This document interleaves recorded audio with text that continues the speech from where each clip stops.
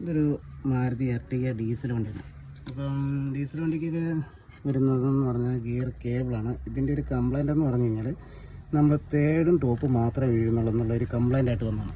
മാറ്റി നമ്മൾ ചെക്ക് ചെയ്യുന്ന സമയത്ത് ഇതുണ്ട്, ഇതിനകത്ത് വരുന്ന റബ്ബറിൻ്റെ ഒരു ബുഷുണ്ട്. ഇതാണ് അവസ്ഥ ബുഷിൻ്റെ. അപ്പോൾ ഈ ഒരു ബുഷ് ഈ ഒരു രീതിയിലായിക്കഴിഞ്ഞാൽ ഗിയർ കേബിൾ സെലക്ടറിൽ നിന്ന് ചാടിപ്പോവും. അപ്പോൾ ആ ഒരു കേബിൾ ചാടിപ്പോയി കഴിഞ്ഞാൽ തേർഡും ടോപ്പ് മാത്രമേ വീഴത്തുള്ളൂ. അപ്പോൾ ഇതാണ് പുതിയ ബുഷ് വരുന്നത്, ഗിയർ കേബിൾ വരുന്ന പുതിയ ബുഷാണിത്. അപ്പം ഈ ഒരു ബുഷാണ് ഈ ഒരു കോലത്തിലോട്ടായിരിക്കുന്നത്.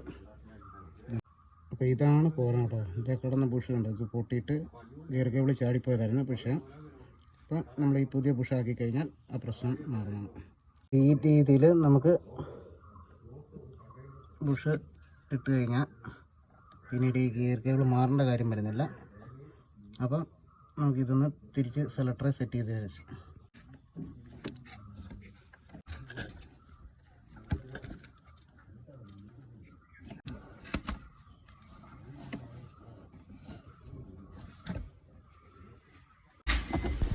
അതുപോലെ തന്നെ ഈ എർട്ടിഗയുടെ നമ്മൾ ഗിയർ സെലക്ടറിൻ്റെ ഭാഗത്ത് ചെക്ക് ചെയ്യുന്ന സമയത്ത് ഇതുപോലെ തന്നെ പ്ലേ കാര്യങ്ങളുണ്ട്.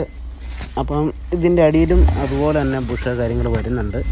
അപ്പം നമ്മൾ ചെക്ക് ചെയ്യുന്ന സമയത്ത് അത് ബുഷ് പോയിട്ട് ഇത് കണ്ടോ ഗിയർ കേബിൾ ഫുള്ള് ഊരി കിടക്കുന്ന അവസ്ഥയിലാണ്.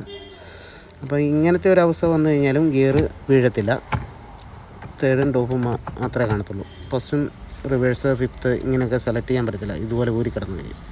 അപ്പോൾ ഈ ഭാഗത്തും വരുന്ന ബുഷ് നമുക്ക് മാറിക്കഴിഞ്ഞാലേ ആ ഒരു പ്രശ്നം പരിഹരിക്കാൻ പറ്റത്തുള്ളൂ.